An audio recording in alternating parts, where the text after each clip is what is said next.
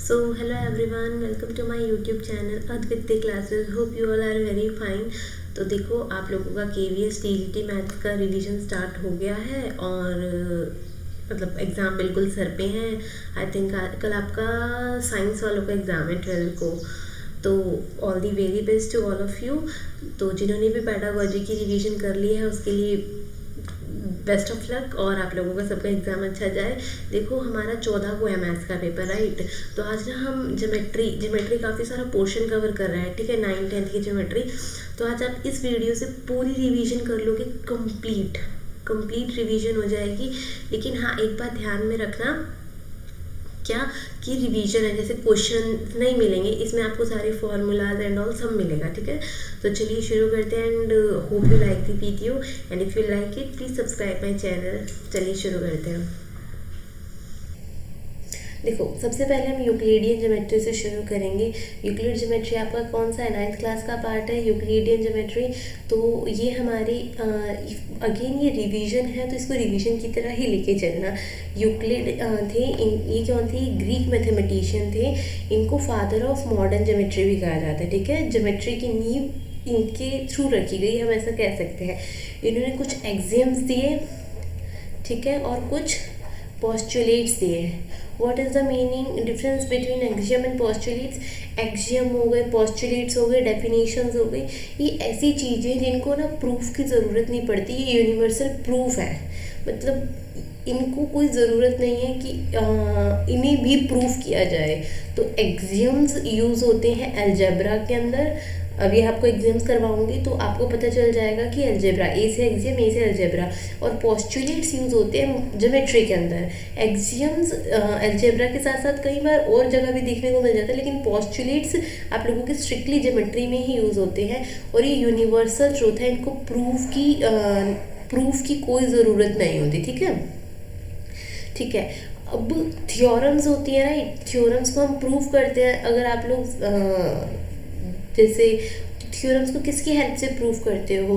कोई स्टेटमेंट लेते हो कि वो स्टेटमेंट ने ये कहा था, ये वो स्टेटमेंट ने ये कहा था, कि तो थ्योरम्स को प्रूफ किया जाता है with the help of statements, axioms and definitions. समझ गए? तो चलो अब यूक्लिड, मैंने आप लोगों को बताया कि डेफिनेशंस को भी कोई ज़रूरत नहीं होती प्रूफ की। तो अगर आपसे पूछे जाए कि पॉइंट क्या होता है, दिस इज़ पॉइंट, ठीक है, this is point, this is point. तो पॉइंट ऐसा होता है कि जिसका कोई रेडियस ना हो, ठीक है। अगर जिसका भी रेडियस हो गया, जैसे ये है, इसका रेडियस है ना, इसका रेडियस आप लोगों का,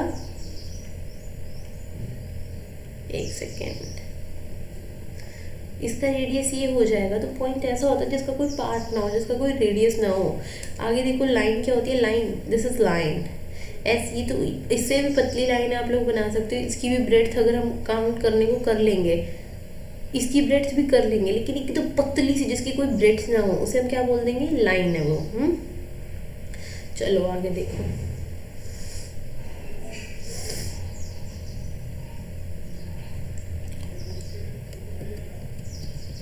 अनडिफाइंड टर्म्स, पॉइंट की, लाइन की, प्लेन की। आप लोगों से पूछे प्लेन क्या होता है? दिस इज प्लेन, जिसकी कोई हाइट ना हो, this is plane.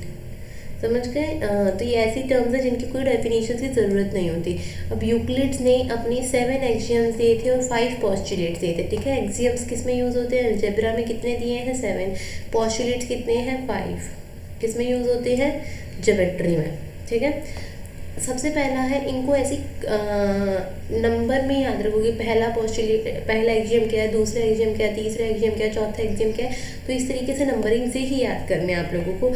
Things which are equal to the same things are equal, ठीक है। पहला कि जो, जैसे इसका मतलब है कि अगर थिंग्स विच आर, जैसे ए बी के इक्वल है, बी सी के इक्वल है, तो ए और सी भी आपस में क्या होंगे? इक्वल होंगे। ये आप लोग अलजेब्रा में यूज़ भी करते हो ना कई बार, कि एक इक्वेशन दे दी, दूसरी इक्वेशन दे दी, तो तीसरी इक्वेशन के इक्वल हो जाते हैं। तो जो थिंग्स आपस में इक्वल होती हैं वो दूसरी की भी इक्वल होती है। तो ये फर्स्ट पोस्टुलेट है, ध्यान रखना। Things which are equal to the same things are equal. Equals are added to equal then whole are equal. इसका मतलब है कि अगर हम equals are added to equal then whole are equal, मतलब ए और बी है और आपका सी और डी है, अगर मैं इधर वालों को ऐड करती हूँ और इधर वालों को भी ऐड करती हूँ तो ये भी क्या होंगे, इक्वल होंगे आपस में, ठीक है। अगर इक्वल्स को इक्वल के साथ ऐड किया जाएगा तो होल भी क्या होगा, इक्वल होगा। ऐसे ही अगर इक्वल को सब्ट्रैक्ट किया जाएगा तो रिमाइंडर भी क्या होगा, इक्वल होगा। अगर माइनस करेंगे तो वो भी इक्वल होगा, समझ गए।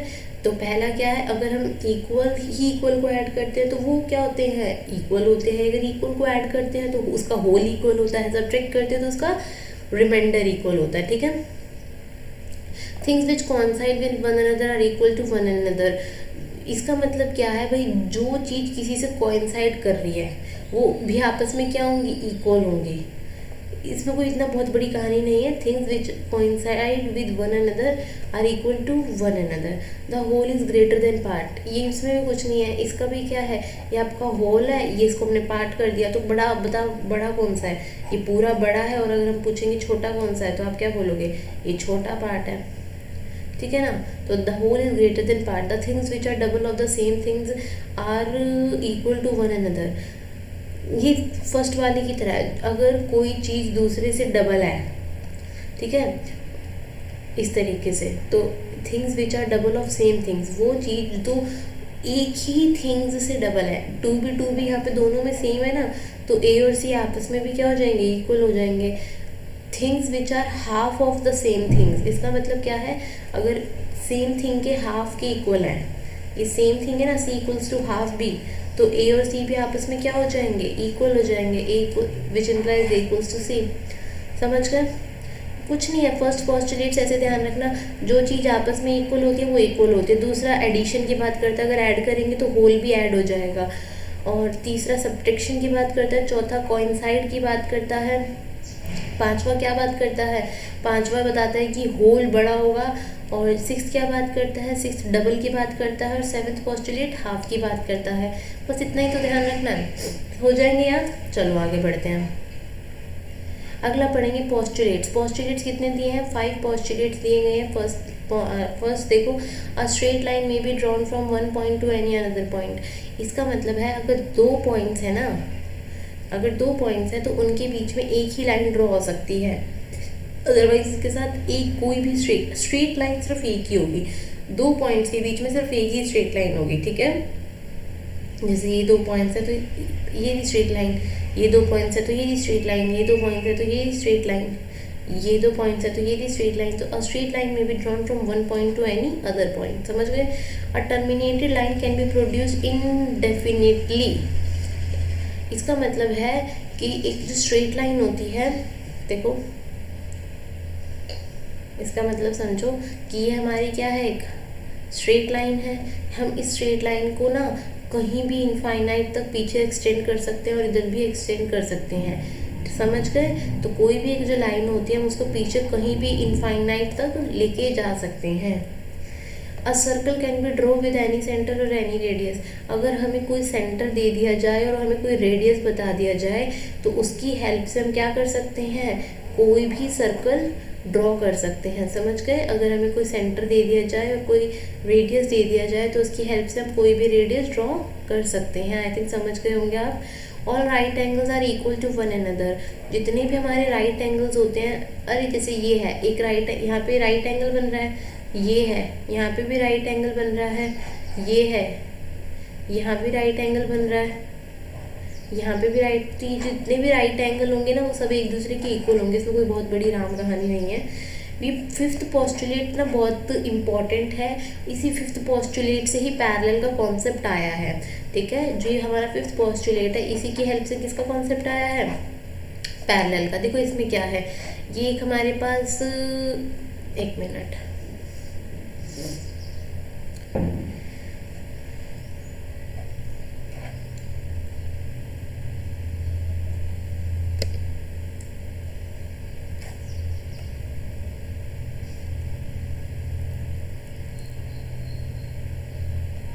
देखो, अरे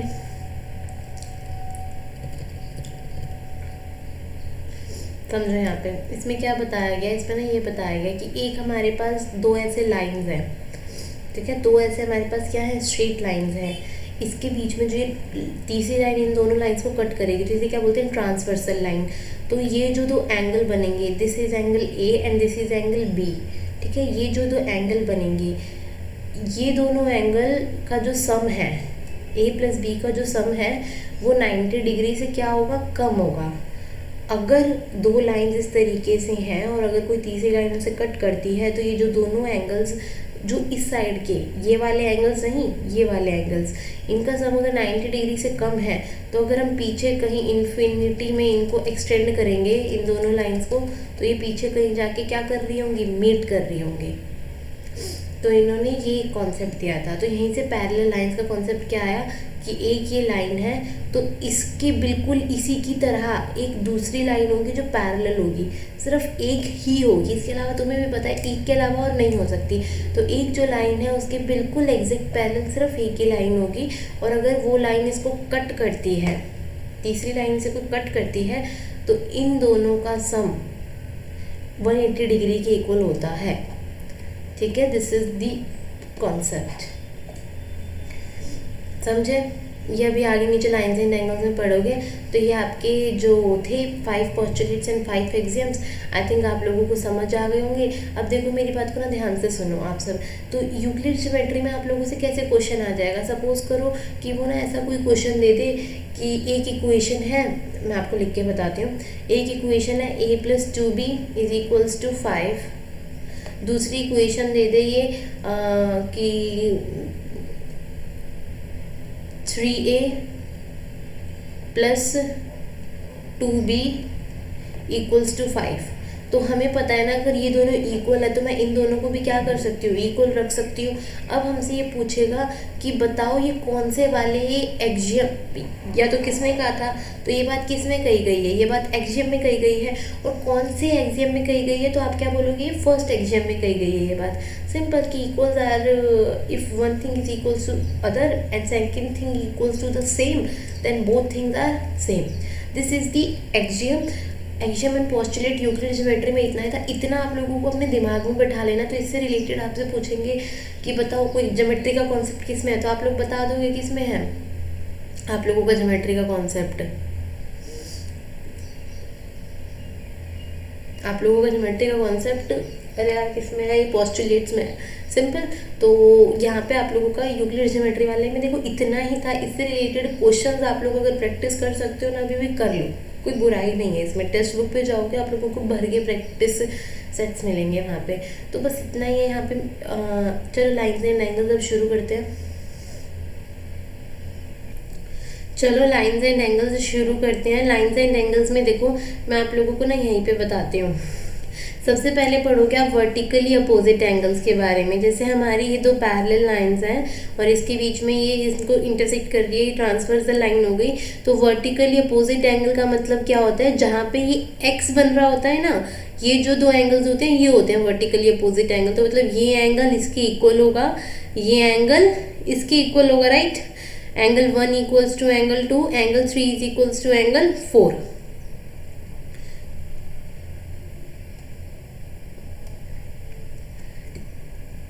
ये वाला एंगल इस वाले एंगल के इक्वल होगा, एंगल 3 = एंगल 4, और ये वाला एंगल इस वाले एंगल के इक्वल होगा, ठीक है ना। जहाँ पे इस तरीके से क्रॉस बनता है, ये बन रहा क्रॉस और ये दोनों एंगल, तो दोनों अपोजिट साइड के इक्वल होते हैं। समझ गए? आई थिंक ये बात आप लोगों को समझ में आ गई होगी। चलो आगे देखो, ये वर्टिकली अपोजिट एंगल्स हो गए। अगला पढ़ोगे आप लोग कॉरस्पॉन्डिंग एंगल्स। कॉरस्पॉन्डिंग एंगल्स का मतलब क्या होता है, देखो ये आपकी दो पैरेलल लाइन है, ये इसको कट कर रही है। तो कॉरस्पॉन्डिंग एंगल का मतलब क्या हो गया, ये वाला एंगल और ये वाला एंगल आपस में इक्वल होंगे। मतलब जहाँ पे लाइन इसको काटेगी तो ये वाला मतलब इस तरीके से जो इसके साथ बना रहा है ये वाला, और ये वाली जो लाइन इसके साथ एंगल बना रही है ये वाला, ये वाले दोनों एंगल्स, इनको कॉरस्पॉन्डिंग एंगल्स बोलते हो। तो ऐसे ही इसका मतलब जैसे ये इक्वल हुए तो अब ये भी आपस में इक्वल होंगे। कौन से, ये वाले, मतलब ये वाला और ये वाले angles. These are corresponding angles. ये वाला एंगल और ये वाले एंगल्स भी इक्वल हो सकते हैं और ये वाला एंगल और ये वाले एंगल भी इक्वल हो सकते हैं, तो this is known as corresponding angles. ठीक है, उसके बाद ऑल्टरनेट इंटीरियर एंगल्स। देखो ऑल्टरनेट इंटीरियर एंगल्स का मतलब क्या होता है, जहाँ पे इस तरीके से जेड बनता है ना, वो होते हैं ऑल्टरनेट एंगल्स। तो मतलब इस तरीके से ये दो जेड के एंगल्स है ना, इस तरीके से ये मेरी पैरेलल लाइन हो गई, इसको इंटरसेक्ट करे तो जेड कहाँ पे बन रहा है, ये देखो आपका जेड यहाँ पे बन रहा है, सी ये जेड बन रहा है, तो मतलब ये एंगल और ये एंगल आपस में इक्वल होंगे। और दूसरा जेड कहाँ पे बन रहा है, इस तरीके से भी हो सकते हैं, मतलब ये एंगल भी क्या होंगे, उल्टा सीधा जेड कैसे भी हो सकता है, तो ये वाले एंगल भी क्या होंगे बच्चे, ये दोनों एंगल्स भी आपस में ऑल्टरनेट इंटीरियर एंगल्स होंगे। तो समझ गए, ये अगर मेरी लाइन है तो ये वाले दोनों एंगल्स ऑल्टरनेट एंगल्स होंगे और ये वाले एंगल भी आपस में इक्वल होंगे। इसके बाद और क्या होता है, ये तो इंटीरियर एंगल्स हैं, ऑल्टरनेट एक्सटीरियर एंगल्स भी होते हैं। ऑल्टरनेट एक्सटीरियर कैसे होते हैं, जैसे मेरी ये दो लाइंस है, इसको ये इंटरसेक्ट कर रही है, तो इसमें जेड कहाँ बन रहा है, ये बन रहा है ना जेड, तो इसके अपोजिट ऑल्टरनेट कौन से हैं, ये दोनों। ठीक है, ये दोनों भी इक्वल होंगे और इधर से ये दोनों भी इक्वल होंगे। समझ गए, ऑल्टरनेट इंटीरियर एंगल, जैसे ये एंगल इसके इक्वल हो गया, ये वाला एंगल इसके इक्वल हो गया, किसमें, ऑल्टरनेट एक्सटीरियर एंगल्स में। उसके बाद आगे पढ़ोगे इंटीरियर एंगल्स। इंटीरियर एंगल्स का कॉन्सेप्ट क्या होता है, ये तो अभी आपको मैंने ऊपर थोड़ी देर पहले ही बताया था कि ये वाले एंगल और इस वाले एंगल का जो सम होता है वो कितना होता है, 180 डिग्री होता है। ठीक है, इधर से ये वाला एंगल और ये वाले एंगल का सम भी कितना होगा, 180 डिग्री होगा। ठीक है, उसके बाद देखोगे लीनियर पेयर क्या होता है। लीनियर पेयर का मतलब है, अगर मेरे पास एक लाइन है तो इसका एंगल कितना डिग्री का होता है, 180 डिग्री का होता है। अगर इसको ऐसे कितनी भी लाइंस कट कर रही हैं, जैसे ये एंगल 1 है, ये एंगल 2 है, ये एंगल 3 है, हमसे बोलें कि एंगल 1 प्लस एंगल 2 का सम हमें दे रखा है और एंगल 3 फाइंड आउट करो। एंगल 1 और एंगल 2 का सम हमें दे रखा है और एंगल 3 फाइंड आउट करो, तो एंगल 1 एंगल 2 का सम सपोज करो वो आप लोगों को दे दे कि 120 है, तो एंगल 3 कैसे फाइंड आउट करोगे। अभी हमने पढ़ा कि angle 1 plus angle 2 plus angle 3 किसके इक्वल होता है, 180 डिग्री के इक्वल होता है। तो एंगल 1 प्लस एंगल 2 कितना हो जाएगा, 120 plus angle 3 is equals to 180। तो एंगल 3 इधर से करेंगे तो क्या आ जाएगा, 180 minus 120 is equals to 60 degree. तो मतलब ये वाला एंगल किसके इक्वल हो गया, 60 डिग्री के इक्वल हो गया। इस तरीके से करते हैं। ठीक है, समझ में आ गया। लीनियर पेयर का मतलब क्या होता है, जो सम होगा वो कितने के इक्वल होगा, 180 डिग्री के इक्वल होगा। तो कहीं भी ध्यान रखना, अगर ऐसे स्ट्रेट लाइन है और उसके बीच में जैसे यहाँ पे ये देखो ये स्ट्रेट लाइन बन रही है, काट रही है, तो इन दोनों का सम कितना होगा, 180 डिग्री होगा। अब पढ़ेंगे एक्सटीरियर एंगल प्रॉपर्टी। ये आपके ट्राइंगल की आ गई। एक्सटीरियर एंगल प्रॉपर्टी क्या होती है, ये आपके पास ट्राइंगल है। ठीक है, ट्राइंगल्स में सपोज करो हमें ना ये दोनों, ये वाला एंगल दे दिया और ये वाला एंगल दे दिया। अब हमसे पूछे कि ये वाला एंगल बताओ क्या होगा, तो कैसे बताओगे आप लोग, आपको इस प्रॉपर्टी का मतलब पता होना चाहिए। अगर ये एंगल 1 है, ये एंगल 2 है और ये एंगल 3 है, तो देखो इस एंगल के अपोजिट एंगल कौन से हैं, ये दोनों एंगल 1 और एंगल 2। ये जो एंगल है एंगल 3, इसके अपोजिट एंगल कौन से, एंगल 1 और एंगल 2। तो एंगल 3 इज इक्वल्स टू क्या हो जाएगा, एंगल 1 प्लस एंगल 2। तो एंगल 1 अगर सपोज करो, अगर हमें दे रखा है कि ये हमारा 60 डिग्री है और ये हमारा 110 डिग्री है, तो एंगल 2 बताना है हमें कितना होगा, तो बता दोगे आप। एंगल 1 कितना है, 60 है, और एंगल 3 कितना है, 110 है। तो एंगल 2 बताना है, तो 110 में से 60 गए तो कितने बचे, 110 में से अगर हमारे 60 गए तो ये आप लोगों के बचेंगे, एक मिनट,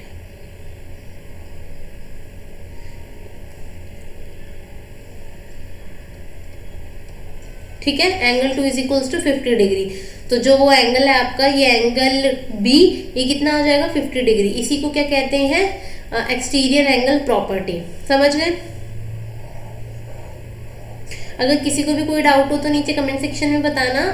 और अगर वीडियोस पसंद आए तो चैनल को सब्सक्राइब करो, वीडियोस को लाइक करो। चलो आगे देखते हैं एंगल सम प्रॉपर्टी क्या होती है। ध्यान रखना कि किसी भी, ये पता ही होगा देखो कि किसी भी ट्राइंगल के तीनों एंगल्स का सम कितना होता है, 180 डिग्री के इक्वल होता है। Angle A plus angle B plus angle C. उसके बाद देखो इस तरीके से क्वेश्चन दिया है, हमसे बोला है कि x बताओ। हमें क्या दिया है, इस तरीके से हमारे पास एक क्वेश्चन है, हमें ये वाला एंगल दे दिया कितना 140 डिग्री, ये एंगल हमें दे दिया कितना 35 डिग्री। अब हमसे पूछ रहा है क्वेश्चन में कि ये वाला एंगल बताओ कितने के इक्वल होगा। तो आप क्या करोगे, देखो आप सबसे पहले एक इमेजिनरी लाइन बना लो।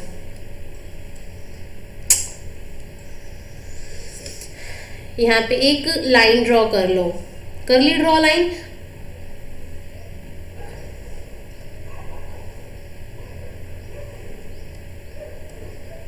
यहाँ पे एक लाइन ड्रॉ कर लेंगे। अब देखो मैंने आप लोगों को क्या बताया था कि एक z की फिगर दिखे तो वहां पे कौन सा होगा एंगल, ऑल्टरनेट एंगल होगा वो। तो देखो ये z दिख रहा है ना बनता हुआ, तो अगर ये 35 है तो ये वाला भी कितना हो जाएगा 35।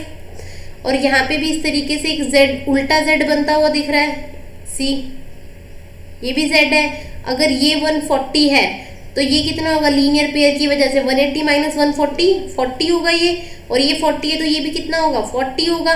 तो 40 प्लस 35 कितना होता है 75। तो इस वाले एंगल की वैल्यू क्या हो गई 75। इस तरीके से उनका यूज करते हैं। समझ गए आप सब?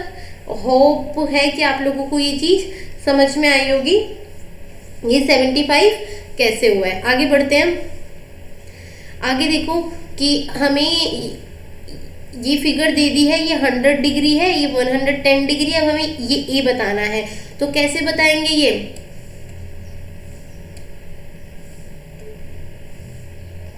सी। यहाँ पे हम क्या करें, हमें यहाँ पे एक ट्राइंगल सा बनता हुआ दिख रहा है इस तरीके से। मैं इसको ऐसे पूरा कंस्ट्रक्ट कर देती हूँ एक बार के लिए। अगर ये ए है, हमें ये वाला एंगल दिख रहा है, मुझे दिख रहा है कि इसके अपोजिट दो एंगल्स कौन से होंगे, ये दोनों होंगे। ये ए है और ये 110 है। और अगर मैं यहाँ से ध्यान से देखूं तो ये क्या है, एक जेड बन रहा है इस तरीके से जेड। अगर हमें ये वाला एंगल दे रखा है तो मैं क्या ये वाला एंगल निकाल लूंगी, हाँ बिल्कुल निकाल लूंगी कि ये ऑल्टरनेट एंगल्स हो गए। तो ये एंगल कितना हो गया 110। अब ध्यान से देखो इस तरीके से ये लाइन है, अब मेरे पास ये एंगल 110 है, तो क्या मैं ये वाला एंगल निकाल सकती हूँ, निकाल सकती हूँ 180 माइनस 110 करके। तो 180 माइनस 110 कितना होता है 70 डिग्री। ये कितना हो जाएगा 70 डिग्री, ठीक है। तो अब ये 70 है और ये ए है, तो यहाँ पे कौन सी प्रॉपर्टी लगेगी, यहाँ पे आप लोगों की लग जाएगी exterior angle property. 100 is equals to 100 is equals to A plus 70, right. तो अब ए चाहिए मुझे, तो क्या बोल दूँ इसको मैं 100 माइनस 70, और 100 में से 70 गए तो कितने बचे 30। तो ये वाली जो वैल्यू है इसकी ए की वैल्यू कितनी आ जाएगी 30 डिग्री। समझ गए, यही कॉन्सेप्ट है, इसी तरीके से आप लोगों को करना है। वैसे ये जो प्रैक्टिस है ना क्वेश्चंस के थ्रू ही होती है, लेकिन मैं आपको वही बोल रही हूँ कि अब इतने कम टाइम में हम इतने सारे क्वेश्चंस की प्रैक्टिस तो नहीं कर सकते। तो पहले ये सब आपने कर रखा है, एक बार मैं आप लोगों को लुक दे रही हूँ रिवीजन का। और अगर ये जो बच्चे फर्स्ट टाइम वीडियो देख रहे हैं तो उनके लिए ये हेल्पफुल कैसे है कि वो उनको एक बार ज्योमेट्री का कॉन्सेप्ट पता चल जाएगा कि कैसे कैसे क्या होता है। इसके बाद ना हम एक ज्योमेट्री के सारे क्वेश्चन की वीडियोज ले आएंगे, अगर आप लोगों को चाहिए हो तो आप लोग नीचे बताना कमेंट सेक्शन में। फिर हम क्वेश्चन के थ्रू आज जितने भी कॉन्सेप्ट सीख रहे हैं ना, फिर हम उनको वहां पे कर लेंगे। समझ गए? चलो बढ़ते हैं आगे। अब देखो ये एंगल्स के बारे में है। अगर आपसे पूछे एक्यूट एंगल कौन सा होता है, अगर जैसे मैंने बोला कि ये कोई भी ट्राइंगल है तो इसमें ये जो तीनों, इससे मैं क्या बोलूँगी, ये एक्यूट एंगल ट्राइंगल है। एक्यूट ट्राइंगल है क्यों, क्योंकि तीनों एंगल्स 90 डिग्री से कम होंगे। तो अगर आपका जो थीटा है वो 0 से 90 के बीच में होगा तो वो क्या होगा एक्यूट एंगल। अगर थीटा 90 डिग्री के इक्वल होगा तो वो होगा क्या राइट एंगल। ऑब्ट्यूज एंगल का मतलब क्या, थीटा अगर 90 से 180 के बीच में, that is known as obtuse angle. Straight angle का मतलब क्या है कि थीटा अगर 180 के इक्वल है, जैसे ये, इसी को क्या बोलेंगे स्ट्रेट एंगल। रिफ्लेक्स एंगल देखो क्या होता है, अगर थीटा 180 और 360 के बीच में हो, ठीक है, वो क्या होता है रिफ्लेक्स एंगल। 180 और 360 के बीच में, इस तरीके से this is known as reflex angle. Obtuse angle कैसा होता है, ऐसा होता है। 90 डिग्री का एंगल कैसा होता है, ऐसा होता है। एक्यूट एंगल ऐसा होता है, ठीक है। कॉम्प्लीमेंट्री एंगल क्या होता है, कॉम्प्लीमेंट्री ऐसे एंगल होते हैं जहां पे दो एंगल का सम 90 डिग्री के इक्वल होता है, ठीक है। कैसे ध्यान रखोगे, 90 और 180 में से कौन बड़ा है, छोटा है, 90 बड़ा है, और C और S में से कौन छोटा है, कौन पहले आता है, C पहले आता है, तो C का मतलब 90 और S का मतलब 180। तो सप्लीमेंट्री का मतलब जहाँ पे दोनों एंगल का सम 180 डिग्री के इक्वल होता है। ये बहुत कंफ्यूजन होगा, आप लोग पढ़ लोगे ना, फिर भी एक बार एग्जाम के टाइम पे डाउट आ जाएगा दिमाग में कि कॉम्प्लीमेंट्री 90 होता है कि कॉम्प्लीमेंट्री 180 होता है। तो ध्यान रखो कि C पहले आता है और छोटा है, इसका मतलब 90 होगा वो। हाँ, एडजेसेंट एंगल देखो क्या होते हैं, एडजेसेंट एंगल होते हैं जिनका ना कोना सेम हो या फिर जिनकी साइड सेम हो। तो जैसे अगर मैं ये बात करूँ तो इसका वर्टेक्स सेम है ना, तो ये जो दोनों एंगल्स है ना, these are known as adjacent angles, ठीक है। जैसे मेरे पास देखो ये है, तो यहाँ पे ये वाला और ये वाला दोनों की लाइन क्या है, सेम है। यहाँ पे देखो ये पॉइंट भी सेम है और ये लाइन भी सेम है, ऐसे ये हो गए आप लोगों के क्या, एडजेसेंट एंगल, जो बिल्कुल साथ साथ हो, दोनों का पॉइंट एक ही लाइन से दोनों एंगल बना रहे हो। These are known as adjacent angles. समझ गए, आगे बढ़े। अब ट्राइंगल्स देखो, यहाँ पे लाइंस एंड एंगल्स खत्म हो गया और यूक्लिड ज्योमेट्री खत्म हो गया। अगर किसी को कोई डाउट है तो आप लोग पूछ सकते हो, अदरवाइज कमेंट सेक्शन में पूछना, आई विल टेल यू। तो आगे शुरू करते हैं ट्राइंगल से। अगेन ये ना आप लोगों की उसकी वीडियो है, सिर्फ रिवीजन की। तो जो फर्स्ट टाइम देख रहे हैं इस वीडियो को, तो उनसे बस ये समझ लेना कि उनकी अगर बिल्कुल वो 0% या 5% पता ना ज्योमेट्री से रिलेटेड, तो इस वीडियो से उनका 40% के आसपास क्लियर हो जाएगा, और जो बचा हुआ 60% है वो उनका बिल्कुल क्वेश्चन से बिल्कुल अच्छे से हो जाएगा। और जिनकी रिवीजन है भाई उनकी तो ये सब क्विक रिकैप हो रहा है, ये समझ लो। चलो आगे ट्राइंगल्स में देखेंगे क्या होता है। एक्सटीरियर एंगल प्रॉपर्टी के बारे में बताया हुआ है, इसमें आप लोगों ने पढ़ लिया कि ये हमारा ट्राइंगल होता है। अगर मैं इस लाइन को एक्सटेंड कर दूं तो ट्राइंगल के साथ ये बाहर का एंगल हो गया, तो इसके अपोजिट एंगल कौन से हो गए, ये दोनों हो गए। अगर मैं इस वाले पॉइंट को एक्सटेंड कर दूं, किसको, इस वाले पॉइंट को, तो यहाँ पे अगर हम देखें तो ये क्या हो गया, इसका एक्सटीरियर एंगल हो गया। इसके अपोजिट एंगल कौन से होंगे, ये दोनों होंगे, राइट। और अगर मैं किसको एक्सटेंड कर दूं, मैं इस वाली लाइन को एक्सटेंड कर दूं, तो इसके अपोजिट एंगल्स कौन से होंगे, ये हो गया इसका, और इसके अपोजिट एंगल एक तो ये होगा और एक ये होगा, समझ गए, एक ये होगा। तो this is the exterior angle property. और ट्राइंगल के सारे एंगल का सम किसके इक्वल होता है, 180 डिग्री के इक्वल होता है। और ये भी ध्यान रखना कि ये जो बाहर वाले एंगल्स है ना, अगर ये A है, ये B है, ये C है,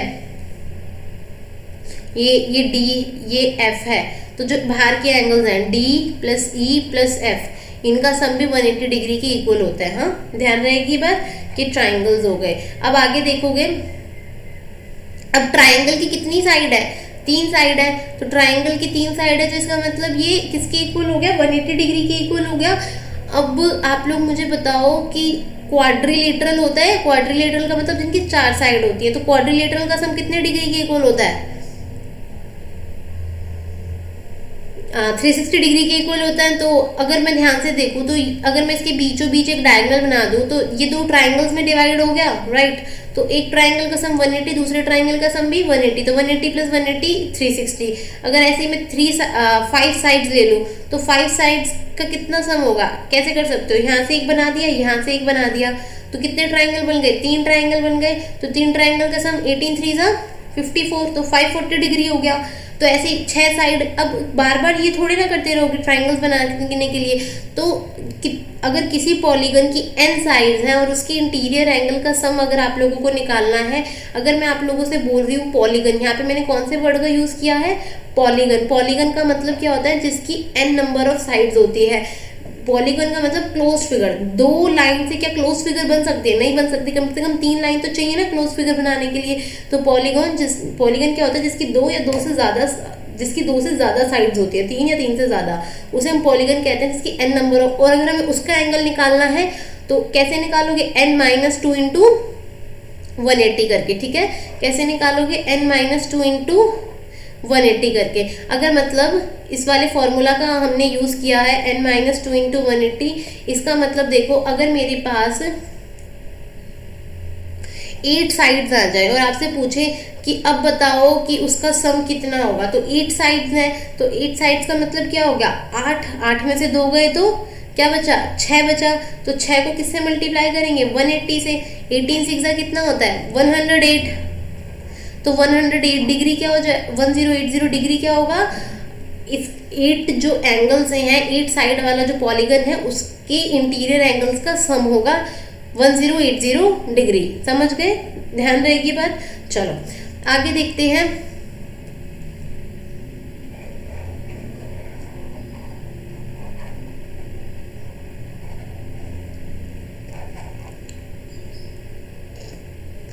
एक स्केलर ट्राइंगल होता है, एक आइसोसेलेस ट्राइंगल होता है और एक इक्विलेटरल ट्राइंगल होता है। स्केलर ट्राइंगल क्या होता है भाई, एक ऐसा ट्राइंगल जिसकी सारी साइड्स क्या हो अनइक्वल हो, ठीक है।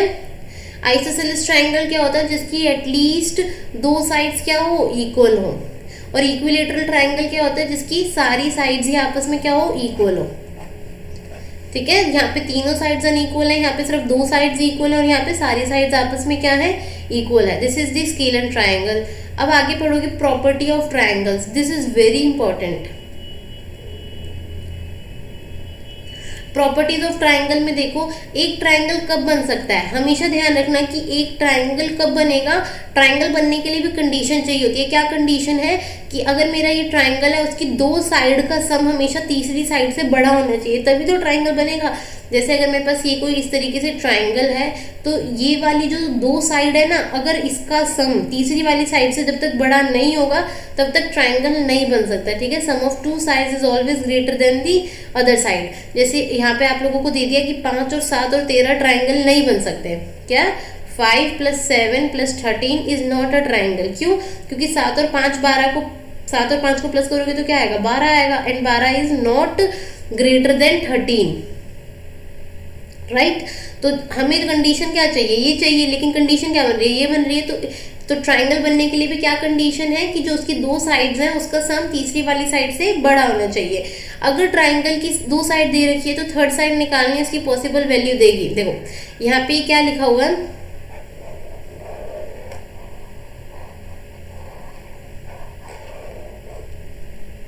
समझो इस बात को कि अगर मेरे पास कोई इस तरीके से ऐसे ट्राइंगल दे रखा है, हाँ, अगर उसने 2 साइड दे दी, ये साइड दे दी और ये साइड दे दी, तो तीसरी साइड अगर मुझे निकालनी है, जैसे सपोज करो यहाँ पे उसने ना 5 दे दिया और यहाँ पे उसने 3 दे दिया, तो दूसरी साइड कैसे निकालेंगे। दूसरी साइड के लिए फॉर्मूला क्या होता है, C = 2 × B - 1 या 2 × A - 1।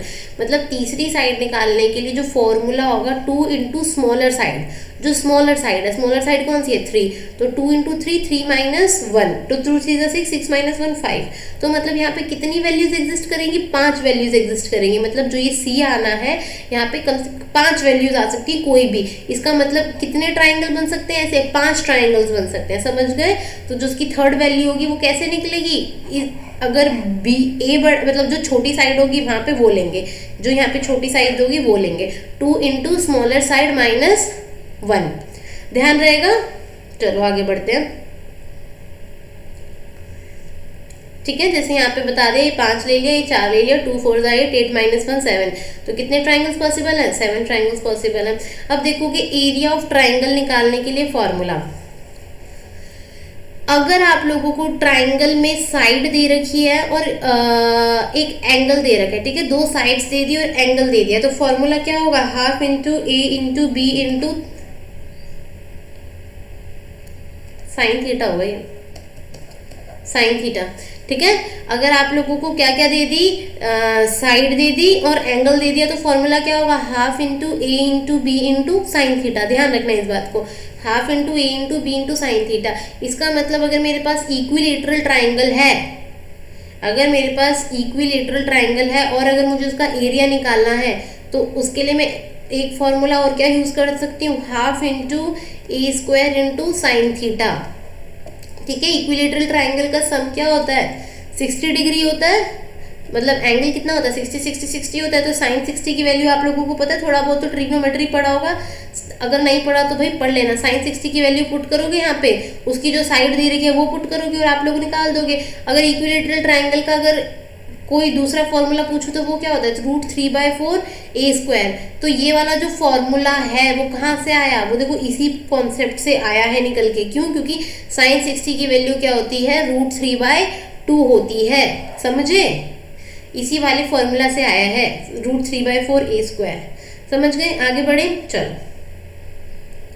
एक साइन, अब देखोगे कि साइन रूल क्या होता है। साइन रूल का मतलब क्या होता है, मेरे पास बच्चे ये ट्रायंगल है, अगर मैंने ये दे दिया A है, ये B है, ये C है, और यहाँ पे हम लोगों को एंगल, अब मेरी बात को ध्यान से सुनना, अगर मैं बोलूँ कि इन सब में सबसे बड़ी साइड ये है, तो ये वाला जो एंगल होगा ना, इसके अपोजिट वाला एंगल, तो वो सबसे बड़ा होगा। अगर ये वाली साइड सबसे बड़ी है AB साइड, तो इसके अपोजिट एंगल कौन सा है, ये है, तो ये एंगल सबसे बड़ा होगा। ठीक है? अगर ये वाली साइड सबसे बड़ी है तो ये वाला एंगल सबसे बड़ा होगा। तो जो भी सामने वाला एंगल होता है ना, वो उसकी साइड के बारे में बताता है। तो यहाँ पे देखो, ये वाले एंगल को क्या बोलेंगे हम, साइन A। साइन A बोलोगे ना, साइन रूल है तो साइन A/A, इसके सामने वाली साइड ये, साइन B/B। साइन B कौन सा है बच्चे, ये, तो इसके सामने वाली साइड कौन सी है, ये वाली AC। और साइन C/C, इसके सामने वाली साइड कौन सी है, AB। ये किसके इक्वल होगा, 1/2r के। ये 2r क्या है, 2r आपका सर्कम रेडियस है। देखो ये भी समझो, ये सर्कम रेडियस क्या होता है।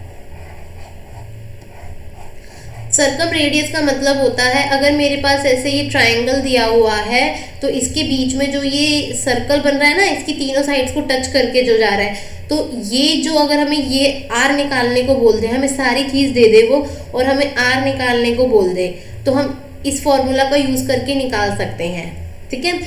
अगर सपोज करो, इस साइन रूल को कहाँ यूज़ करेंगे, हमें ये दे दिया उसने, साइन A दे दिया और साइन B भी दे दिया, और हमें उसने ये वाली साइड दे दी। अब हमें बोल दे कि ये वाली साइड बताओ, कैसे बताओगे। तो यहाँ पे सपोज करो, ये आपको बोल दिया कि साइन A आपका 60 है और ये आपका 30 है।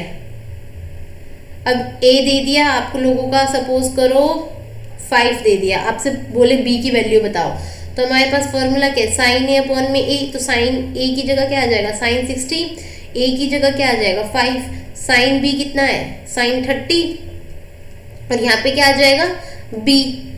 तो आप लोग निकाल लोगे ना, साइन 30/B, साइन 60 की वैल्यू क्या होती है, √3/2, साइन 30 की वैल्यू क्या होती है, 1/2, निकल जाएगा। यहाँ पे √3/2, यहाँ पे 1/2, यहाँ से कैलकुलेशन करना, वैल्यू आ जाएगी। तो इस तरीके से हम साइन रूल का यूज़ करते हैं। और अगर आपसे पूछे कि भाई इसका रेडियस बताओ, तो भी आप इसकी हेल्प से निकाल सकते हो। अभी सर्कम सेंटर, इन सेंटर, ऑर्थो सेंटर सब पढ़ोगे आगे। चलें बढ़े आगे, चलो। अब देखोगे right angle triangle. Right angle triangle में क्या होता है, राइट एंगल ट्राइंगल में इस तरीके से मेरे पास एक ट्राइंगल है, उसमें मुझे एक एंगल जो होता है ना, वो 90 डिग्री के इक्वल होता है। तो ही हम उसे क्या बोल देते हैं, राइट एंगल ट्राइंगल बोल देते हैं। तो मेरे पास ये ट्राइंगल है, तो इसका अगर मुझे एरिया निकालना है, इस वाले राइट एंगल ट्राइंगल का एरिया क्या होता है, half into base into height. तो इसमें ही राइट एंगल ट्राइंगल में एक थ्योरम लगती है, उसका नाम होता है पाइथागोरस थ्योरम। ठीक है, पाइथागोरस थ्योरम। अब हम इस थ्योरम को क्यों यूज करते हैं, बात समझो। ये क्या होता है, हाइपोटेन्यूस होता है। इसको क्या कहते हैं, इसको हम बेस कहते हैं, और इसको हम क्या कहते हैं, इसको हम परपेंडिकुलर कहते हैं। क्या, परपेंडिकुलर। अगर हमें सपोज करो परपेंडिकुलर दे दे और बेस दे दे, अब सबसे बड़ी बात है कि कैसे पता चलेगा कि परपेंडिकुलर कौन सा और बेस कौन सा है। हमेशा जहाँ पे 90 डिग्री का एंगल बनेगा वहाँ पे P और B होगा। ये बात आप लोगों को ध्यान रखना है, या तो ये P हो सकता है या ये B हो सकता है, समझे। और जो इसकी 90 डिग्री के सामने वाली हाइट होगी, ये हमेशा हाइपोटेन्यूस होगी। अगर मैं ऐसे बना दूं और मुझे बोले क्वेश्चन में कि इसका हाइपोटेन्यूस बताओ, तो कैसे बताओगे, इसके सामने वाली ये है हाइपोटेन्यूस। अगर आप सपोज करो इस तरीके से आपको क्वेश्चन दे दे और ये वाला आपको 90 डिग्री ऐसे बना के दे दे, तो ये वाली सामने कौन सी साइड है इसकी, ये हाइपोटेन्यूस ये होगी, ये आपस में P B होंगे। अब कैसे पता चलेगा B कौन सा होगा और P कौन सा होगा। अगर वहाँ पे आप लोगों को कोई वो एंगल दे रहा है, सपोज करो उसने ये वाला एंगल दिया है, तो जहाँ पे 90 डिग्री और ये एंगल बनेगा ना, उसे हमेशा बेस मान लेना। ठीक है। जो एंगल क्वेश्चन के हिसाब से गिवन होगा। जैसे ये एंगल गिवन है तो ये क्या हो गया, एंगल गिवन है तो जहाँ पे 90 डिग्री और एंगल बन रहा है वो क्या हो जाएगा, बेस हो जाएगा। अब इसका यूज कहाँ पे करते हैं, इसका ट्रिग्नोमेट्री में बहुत यूज होता है। अगर आप लोगों को ट्रिग्नोमेट्री की पूरी वीडियो चाहिए ना तो आप लोग कमेंट सेक्शन में बताना, फिर उसका भी मैं कैसे ही, ये आप लोगों का 14 को पेपर है ना, कल ही आप लोगों को मैं दे दूंगी। आप लोगों को कैसे चाहिए आप लोग बताना, ठीक है। तो परपेंडिकुलर और हाइपोटेन्यूस, तो इसका फॉर्मूला क्या होता है, हाइपोटेन्यूस का square is equal to perpendicular का स्क्वायर और बेस का स्क्वायर, तो P square plus B square. अगर मेरे को सपोज करो, मैं यहाँ पे सारी मिटो देती हूँ पहले।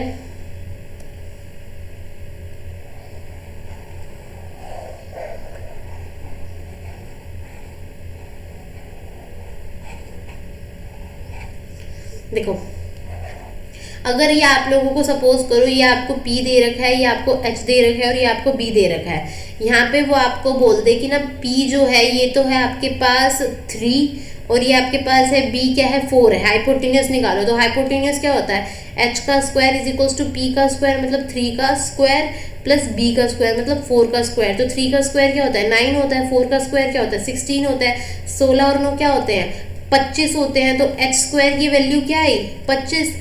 अब स्क्वायर है तो क्या करेंगे, दोनों साइड रूट लेंगे, √25, तो √25 की वैल्यू क्या हो जाएगी 5 हो जाएगी। तो इस तरीके से हम इसका क्या करते हैं, पाइथागोरस थ्योरम का यूज करते हैं। कुछ आप लोगों को ये डायरेक्ट दे दिए, इनको क्या कहते हैं, पाइथागोरस ट्रिपलेट्स कहते हैं। जैसे अभी मैंने 3 ली थी, 4 ली थी, हाइपोटेन्यूस क्या हो गया था 5 आ गया था। तो ये एक बार ना ध्यान रखना कि 5 है 12 है तो हाइपोटेन्यूस की वैल्यू क्या हो जाएगी 13, 7 है 24 है तो हाइपोटेन्यूस की वैल्यू क्या हो जाएगी 15।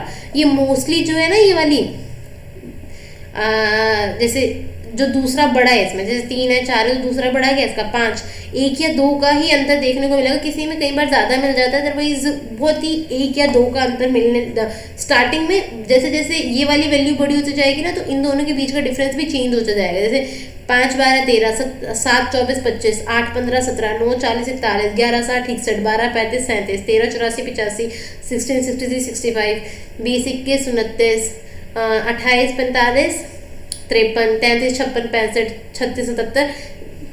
मतलब ये आपके क्या है सारे, ये आपके पाइथागोरस ट्रिपलेट्स हैं, मतलब जिनके प्रॉपर एग्जैक्ट स्क्वायर है ये सब, ठीक है ट्रिपलेट्स। तो इस तरीके इनसे क्वेश्चन बहुत बनते हैं, तो आप लोगों को ज़रूरत नहीं पड़ेगी इतनी लंबी लंबी कैलकुलेशन करने की। आप लोग इसको अपने दिमाग में रखना, 1-2 बार इससे नज़र फिरा लेना, आप लोगों को याद हो जाएंगे। चलें बढ़े आगे। चलो जैसे साइन रूल पढ़ा था ऊपर कि साइड्स दे रखे और एंगल्स दे रखे हैं, ऐसे ही कोसाइन रूल होता है। कोसाइन रूल क्या होता है, कोसाइन रूल आप लोगों का होता है कि जब आपको 3 साइड्स दे दे और आप लोगों को वो एक एंगल दे दे, ठीक है, क्या क्या दे दे, एक तो 3 साइड्स दे दे और एक एंगल दे दे। तो 3 साइड्स और एक एंगल हमें गिवन है, तो मतलब बेसिकली इसका काम क्या होता है, तो एंगल फाइंड आउट करने में काम आता है या कोई एक साइड फाइंड आउट करने में काम आता है। इसको ये हो रहा कोसाइन रूल। जैसे अगर मुझे ये 3rd साइड फाइंड आउट करनी है और हमें 2, ये मतलब उस टाइम पे लगता है, ये कंडीशन बताई हुई है कि जैसे 2 एंगल दे रखे हैं, तीसरी साइड मुझे फाइंड आउट करनी है और एक एंगल दे रखा है, ठीक है। तो ये फॉर्मूला हम यूज़ कर सकते हैं a² + b² - 2ab cos c। मतलब जैसे अगर मुझे ये वाली साइड फाइंड आउट करनी है, कौन सी, ये वाली साइड c²। अगर मुझे ये वाली साइड फाइंड आउट करनी है तो क्या करूँगी, इन दोनों का तो स्क्वायर का सम करूँगी और इसमें से माइनस कर दूंगी इसका ये वाला एंगल, ठीक है, इन दो ये वाला एंगल, ठीक है, 2ab cos c। एक एग्जाम्पल ले लेते हैं, जैसे सपोज करो यहाँ पे हमें ये दे दे कि ना ये 30 डिग्री बन रहा है, हाँ, और 60 डिग्री मान लो, ये 60 डिग्री बन रहा है और b की वैल्यू है 5 और a की वैल्यू है 4। तो बताओ c की वैल्यू क्या होगी, तो c² = a² कितना हो जाएगा आप लोगों का 16 और b² कितना हो जाएगा 25 और यहाँ से -2ab 2 पंजे 10, 10 चौक 40 और cos 60 की वैल्यू कितनी होती है 1/2। इसको करेंगे तो यहाँ पे क्या आ जाएगा 20, 16 और 25 कितना होता है, 6 और 5 11, 2 और 1 3 1 4, 41, 41 माइनस 20, 41 में से 20 गए तो कितने बचे, ये आपके आ जाएंगे 21। तो सी स्क्वायर इज इक्वल्स टू कितना आया 21, तो ये आपकी सी की वैल्यू क्या हो जाएगी, √21। समझ गए। तो इस तरीके से हम इसका यूज करते हैं। अगर बी निकालनी है तो फॉर्मूला ये हो जाएगा, अगर ए निकालनी है साइड तो ये फॉर्मूला हो जाएगा। समझ गए कोसाइन रूल का किस तरीके से अगर साइड निकालने के लिए काम आता है। इसकी हेल्प से आप किसी एक साइड का एंगल भी निकाल सकते हो।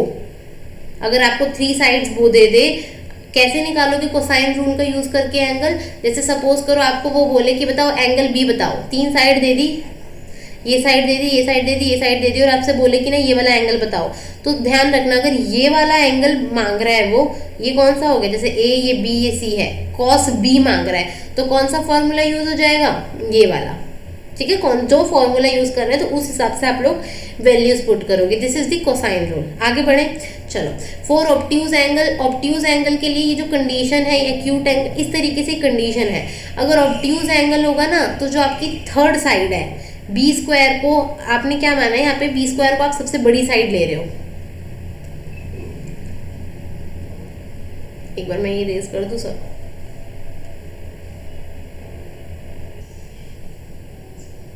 देखो ऑब्ट्यूज एंगल के लिए क्या हो जाएगा, ये ऑब्ट्यूज एंगल के लिए मैंने क्या बोला कि बी स्क्वायर को हम सबसे बड़ी साइड ले रहे हैं। अगर जो सबसे बड़ी साइड का स्क्वायर है वो बड़ा है, ठीक है, तो वो होगा ऑब्ट्यूज एंगल। अगर ये जो सबसे बड़ी साइड है उन दोनों के स्क्वायर से छोटा है तो वो क्या हो जाएगा, एक्यूट एंगल। और राइट एंगल मतलब देखो यार ऐसे है, ये ऑब्ट्यूज एंगल ट्राइंगल कैसे बनेगा, ये ए है, इसे हम मान लेते हैं बी है, और इसे मान लेते हैं हम ये सी है।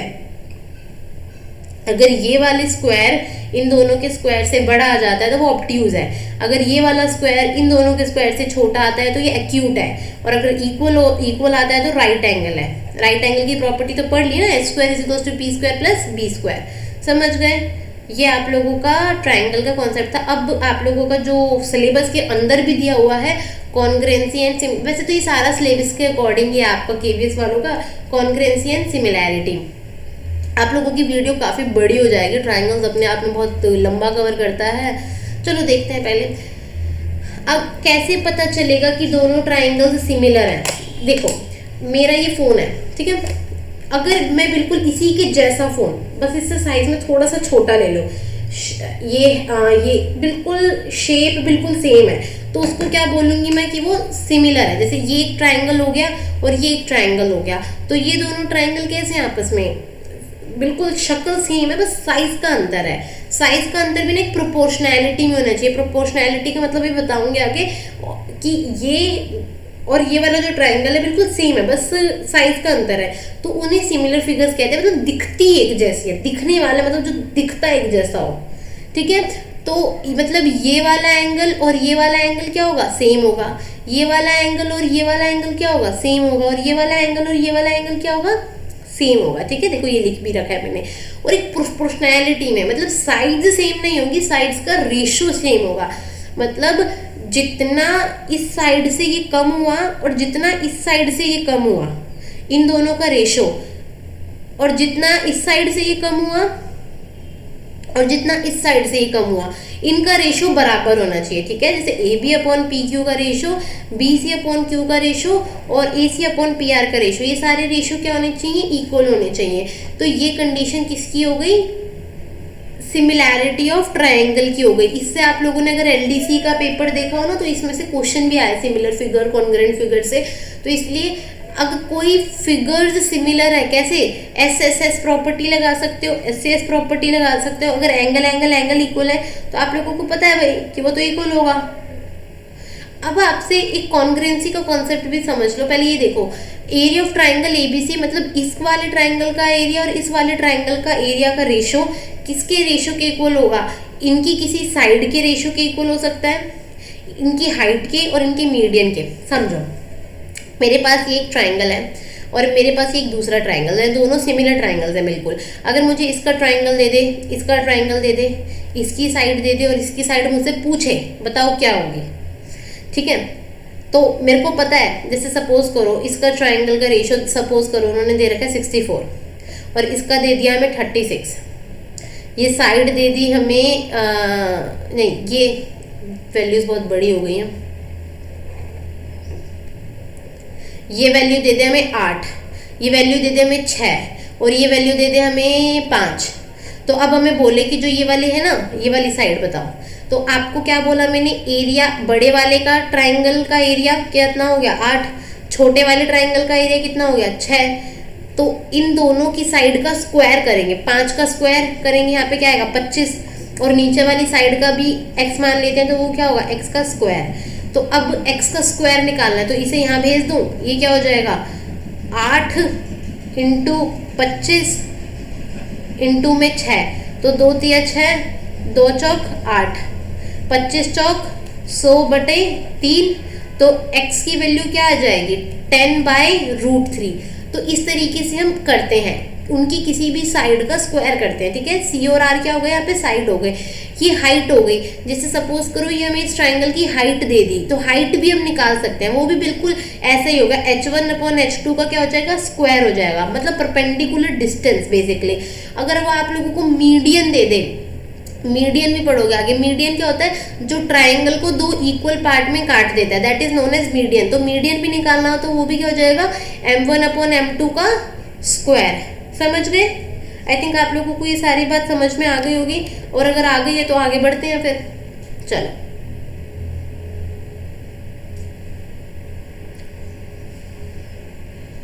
समझ आ गया ना ट्राइंगल का कॉन्सेप्ट। अगर कुछ ना आए तो आप लोग नीचे बता पूछ सकते हो, ठीक है। और अगर आप लोगों को इसकी पीडीएफ चाहिए तो कमेंट सेक्शन में बता देना, वैसे मैं डाल ही दूंगी, आप लोग डिस्क्रिप्शन बॉक्स से इसकी पीडीएफ ले सकते हो। और अगर थोड़ी सी भी पसंद आ रही है तो प्लीज़ वीडियोस को लाइक करो और चैनल को सब्सक्राइब करना, प्लीज़ प्लीज़ प्लीज़। चलो आगे कॉन्ग्रुएंसी का कॉन्सेप्ट पढ़ेंगे।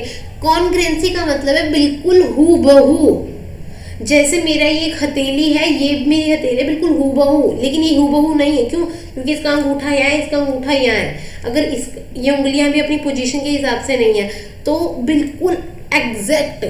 जैसे अगर मैंने ये सर्कल बनाया है और ये सर्कल बनाया है, और अगर इस वाले सर्कल को उठा के मैं इस वाले सर्कल पे रख दूं तो बिल्कुल सेम होंगे, बिल्कुल साइज का अंतर नहीं, शेप का अंतर नहीं, कुछ भी नहीं, बिल्कुल एज इट इज सेम। तो इसका मतलब ये वाली साइड इसके बराबर होगी, ये वाली साइड इसके बराबर होगी, ये वाली साइड इसके बराबर होगी, ये वाला एंगल इस एंगल के बराबर होगा, ये वाला एंगल इस एंगल के बराबर होगा, ये वाला एंगल इस एंगल के बराबर होगा। This is the congruency. इसके लिए अलग अलग रूल्स प्रूव करने के, अगर आप लोगों ने थोड़ा बहुत भी पढ़ा हो, बचपन का याद हो, तो आप लोग पढ़ते थे ना ज्योमेट्री में SAS theorem, side angle side theorem, angle angle side theorem. तो ये सारे अलग अलग रूल्स होते हैं।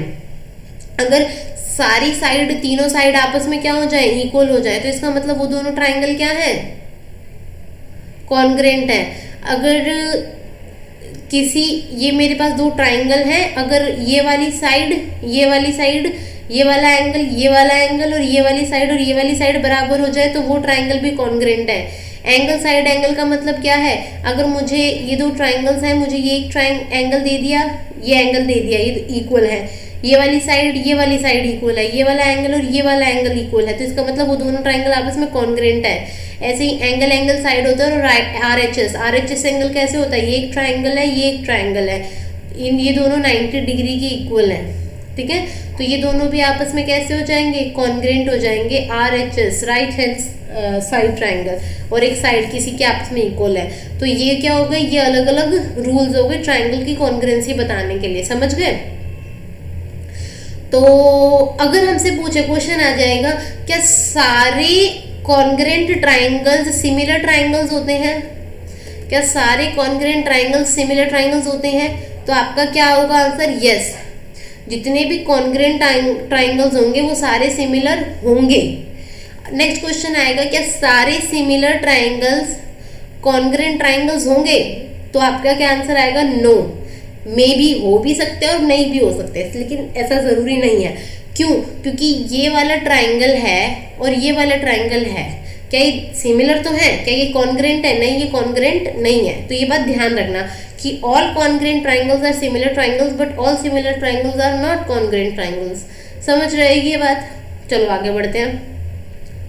अब पढ़ोगे थेल्स थ्योरम या बीपीटी थ्योरम, इसी को बेसिक प्रोपोर्शनैलिटी थ्योरम भी कहते हैं। इसमें क्या कहा गया था, एक थेल्स साइंटिस्ट थे, इन्होंने क्या कहा था, इन्होंने ये कहा था कि एक हमारे पास ट्राइंगल है,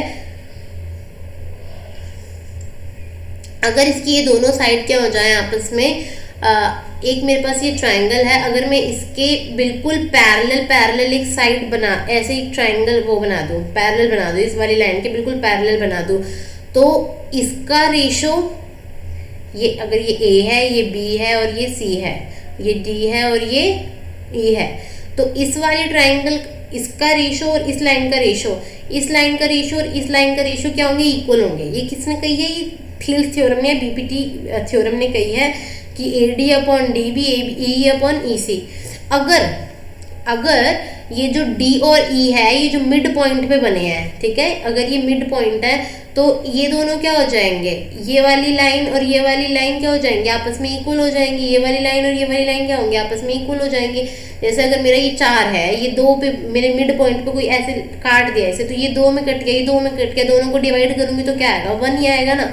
यही बात थी बस, ठीक है। तो इन्होंने क्या कहा कि अगर ऐसे ऐसे एक कोई पैरेलल लाइन खींचेंगे तो इनका रेशो इस तरीके से क्या हो जाएगा, बराबर हो जाएगा। और अगर ये मिड पॉइंट पे है तो रेशो किसके इक्वल होगा, 1 के इक्वल होगा।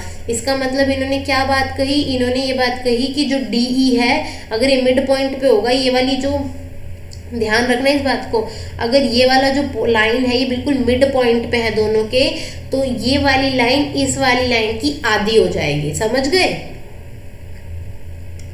ठीक है। ये जो DE है, ये वाली जो लाइन है, इस BC की क्या होगी, बिल्कुल एज इट इज हाफ होगी। इसने ये कंक्लूजन दिया थेल्स थ्योरम या फिर बीपीटी थ्योरम ने, ध्यान रहेगा। चले आगे बढ़े। अगर इस थ्योरम का ना कन्वर्स भी ध्यान रखना, क्या कि अगर ये वाली चीज और ये वाली चीज का रेशो, ये वाली चीज और ये वाली चीज के रेशो के बराबर है, तो ये दोनों आपस में पैरेलल होंगी। ये कन्वर्स में भी आता है, कन्वर्स में भी आपसे पूछ सकते हैं, तो इसको आप लोग ध्यान रखोगे ना। चले बढ़े आगे। अगर DE पैरेलल है FG के और FG पैरेलल है BC के, मतलब ये तीनों लाइन आपस में क्या है, पैरेलल है, तो इसका रेशो देखो, AD अपॉन AE का रेशो, इसका रेशो, इसका रेशो, इसका रेशो, इसका रेशो, इसका रेशो और इसका रेशो आपस में क्या हो गए, इक्वल हो गए। A upon D, B upon E और C अपॉन F।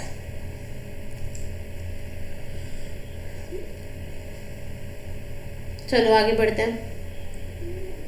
ट्राइंगल का एरिया पूछ सकते हैं भाई, ध्यान रखना। एरिया ऑफ ट्राइंगल पढ़ के आए हो, half into base into height होता है। ये कब होता है, जब RHS दे रखा हो या फिर ऐसे ट्राइंगल दे रखा हो। सपोज करो ये हमें 3 दे दे और इसकी हाइट परपेंडिकुलर डिस्टेंस 5 दे दे या 6 दे दे। अगर हमसे पूछ रहे बताओ अब इसका एरिया बताओ, तो half into base into height, half into 3 into 6, 2 3 ज़ा 6, तो एरिया क्या आ जाएगा इसका, 9 स्क्वायर यूनिट्स। ठीक है, यूनिट्स का भी ध्यान रख लेना एग्जाम में। एरिया ऑफ ट्राइंगल पूछे, अगर अलग अलग साइड्स गिवन हो तो क्या हो जाएगा, इसी को क्या कहते हैं, हीरोन्स फॉर्मूला 9th क्लास में पढ़ा होगा।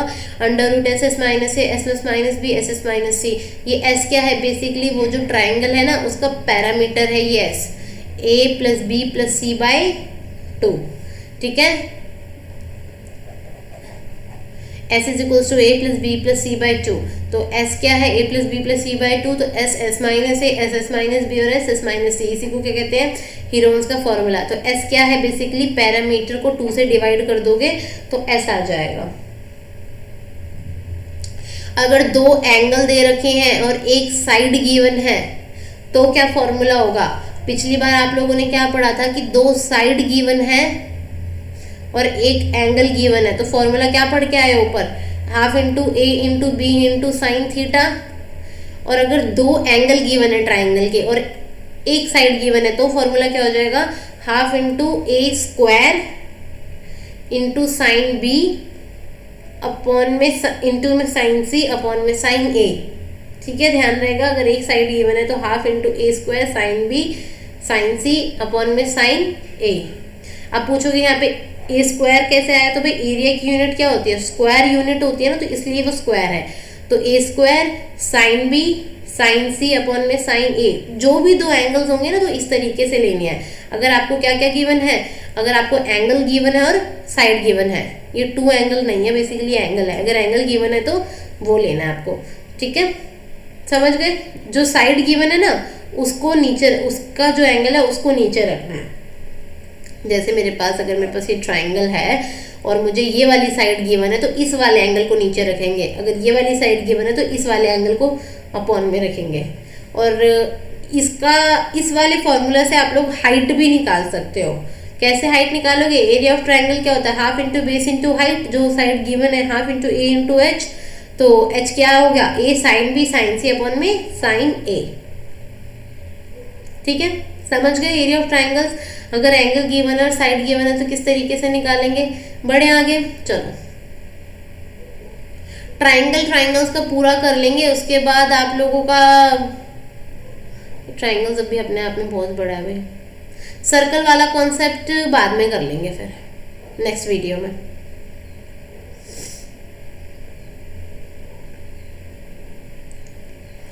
थेल्स थ्योरम पढ़ ली, बीपीटी थ्योरम पढ़ ली, एरिया ऑफ सीवियन देखो क्या होता है। सीवियन का मतलब बच्चे कि मेरे पास ये इस तरीके से ट्राइंगल है, तो मैं इसके किसी भी एक पॉइंट से कितनी भी ये जो लाइन खींच रही हूँ ना, इसी को सीवियन कहते हैं, ठीक है। कोई एक ये जो वर्टेक्स है उससे जो लाइन खींचे जा रहे हैं, उसकी सामने वाली लाइन को काट रही है, उसे सीवियन कहते हैं, ठीक है। ये मेरे पास ट्राइंगल है, इसको ये मैंने वर्टेक्स उठाया, तो ये क्या है? इसका परपेंडिकुलर डिस्टेंस है, तो परपेंडिकुलर ये जो लाइन हो गई ये भी एक तरीके से सीवियन है। अगर ये मीडियन, मतलब यहाँ से ये इसको और इसको इक्वल पार्ट में काट रही है, तो ये क्या हो गई? इस लाइन को क्या बोलेंगे? मीडियन, तो मीडियन भी सीवियन होती है। और ये आपका, अगर मैं बोलूँ कि एंगल बाइसेक्टर की लाइन है, मतलब अगर इस तरीके से ये जो लाइन है ये दोनों एंगल को आपस में इक्वल पार्ट्स में डिवाइड करे तो इसकी क्या कहते हैं? Angle bisector.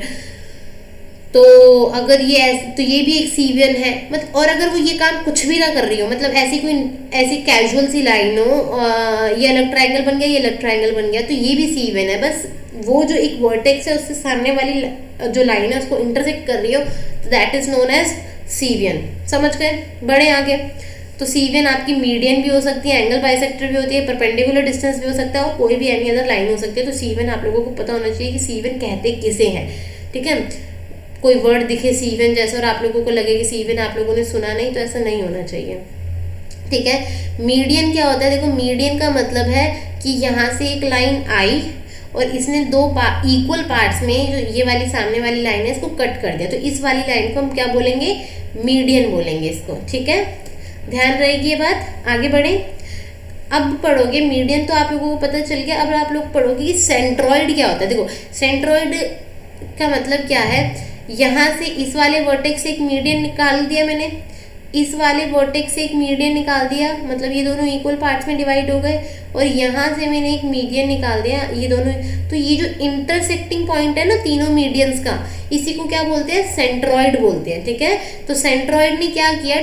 ये तो फिर जितने भी है ना, मीडियन ने बेसिकली, मीडियन क्या कर रहा है?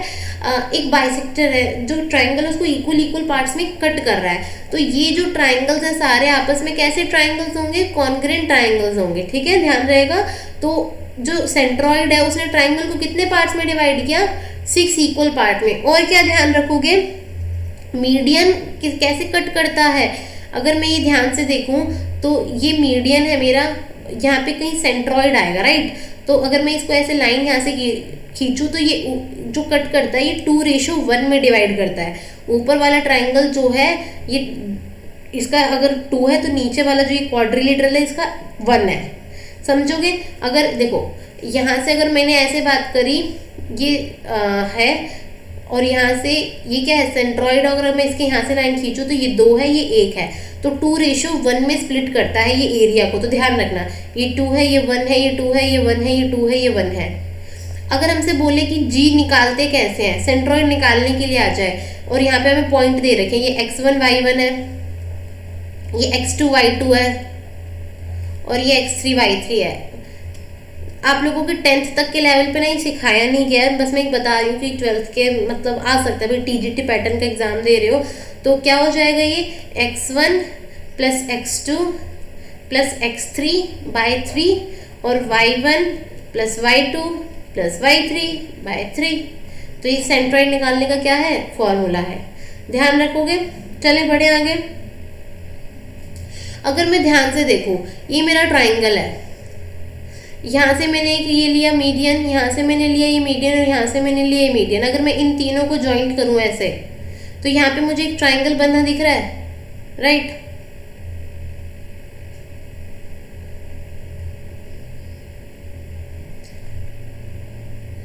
तो E, D और F ये बेसिकली क्या है, इसके मिड पॉइंट्स ही तो है ये सारे, D, E, F। इसका सेंट्रॉइड कहाँ है, कहाँ यहाँ पे बीच में लाई कर रहा है, देखो यहाँ पे कहीं C। तो ये वाला पॉइंट क्या हो गया, ये ट्राइंगल का मिड पॉइंट हो गया। तो इसको मैं O मान लेती हूँ थोड़ी देर के लिए, इसको क्या मान लेती हूँ, G मान लेती हूँ। तो ये चारों ट्राइंगल्स इस टाइम कैसे हैं, कॉन्ग्रुएंट है। तो ध्यान रखना कि जो ये छोटे वाला ट्राइंगल है और ये जो बड़े वाला ट्राइंगल है, इसका एरिया क्या है, 1/4 है। अगर मुझे ये निकालना है तो पूरे बड़े वाले एरिया का ये क्या है, 1/4 है। ये छोटा ट्राइंगल बन रहा है सिमिलर ट्राइंगल। अगर मैं इनके मिड पॉइंट्स को टच कर दूं या फिर जो मीडियंस हैं उनके जो मिड पॉइंट्स हैं उनको टच कर दूं, एक ही बात है, दोनों को कैसे भी बोल लो, तो ये हमें हमारा इस तरीके से निकलेगा, ध्यान रहेगा। बढ़े आगे। आगे देखो, अब मेरा ये क्या है, मैंने इस तरीके से ये बनाया है ना। मैंने क्या बोला, यहाँ पे ये आपका मिड पॉइंट है, ये आपका सेंट्रॉइड है। तो अगर मैं यहाँ से 2 मिनट के लिए ऐसे लाइन खींच दूँ, तो आप लोगों को पता है सेंट्रॉइड कितने में काटता है, 2:1 में काटता है। अभी भी बताया, मतलब ये वाला पार्ट इतना क्या होगा, 2 होगा, और ये इतना क्या होगा, 4 होगा। और आप लोगों को ये भी पता है कि मिड पॉइंट कितने में काटता है, 1:1 में काटता है, राइट। तो ये वाली वैल्यू और ये वाली वैल्यू क्या होनी चाहिए, इक्वल होनी चाहिए। तो सेंट्रॉइड का रेशियो, मिड पॉइंट का रेशियो, ट्राइंगल ये कैसे कट होते हैं, 3, 1 और 2। तो मिड पॉइंट ऊपर नीचे 3-3 आ गया, ये आपका 4:2 आ गया। तो ध्यान रखना 3:1:2। ये एक सिंपल कैलकुलेशंस अगर आप लोगों को बोले करने के लिए कि क्या साइड होगी, तो इस तरीके से 3:1:2 करके चलना। एक क्वेश्चन करवा दो इससे रिलेटेड, चलो मैं बता देती हूँ, क्वेश्चन बता देती हूँ। एक क्वेश्चन में आपको बोल दिया कि जो ट्राइंगल है, ट्राइंगल से मिड पॉइंट से एक लाइन गुजर रही है, उसके सेंट्रॉइड से एक लाइन गुजर रही है, और अब आपको बोल दिया कि जो मिड पॉइंट से लेके सेंट्रॉइड तक का रीजन है, ये वाला रीजन उसने हमें दे दिया कि ना 10 है। तो बताओ ये ऊपर वाले रीजन और नीचे वाले रीजन का एरिया की वैल्यू क्या होगी। इस वाले रीजन की उसने वैल्यू दे दी कि कितना है, 10 स्क्वायर यूनिट है। अब इसकी वैल्यू बताओ और इसकी वैल्यू बताओ क्या होगी। तो आप लोगों को पता है कि क्या कि ये 3:1:2 में कटता है। तो 1 को किससे मल्टीप्लाई करूंगी, 10 आ जाए, 10 से मल्टीप्लाई करो तो 2 को भी किससे मल्टीप्लाई करने का पड़ेगा, 10 से मल्टीप्लाई करने का। तो नीचे वाले रीजन की वैल्यू 20, इसकी वैल्यू क्या आ जाएगी 20, और ऊपर वाली की वैल्यू क्या आ जाएगी 30, 10 और 20। ये तो मैंने इजी ले लिया, आप 15 ले लेते। तो 15 दूनी 30, 15 तिया 45। समझे, इस तरीके से क्वेश्चन आएगा तो आप लोग कर लोगे, ठीक है। चलो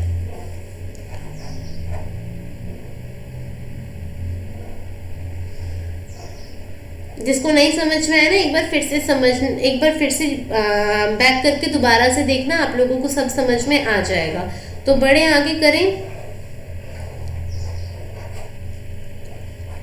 अब हम क्या पढ़ेंगे, अब हम मीडियन पढ़ रहे हैं, तो मीडियन और साइड्स ऑफ ट्राइंगल के बीच का रिलेशन पढ़ेंगे। Relation between medians and sides of triangle.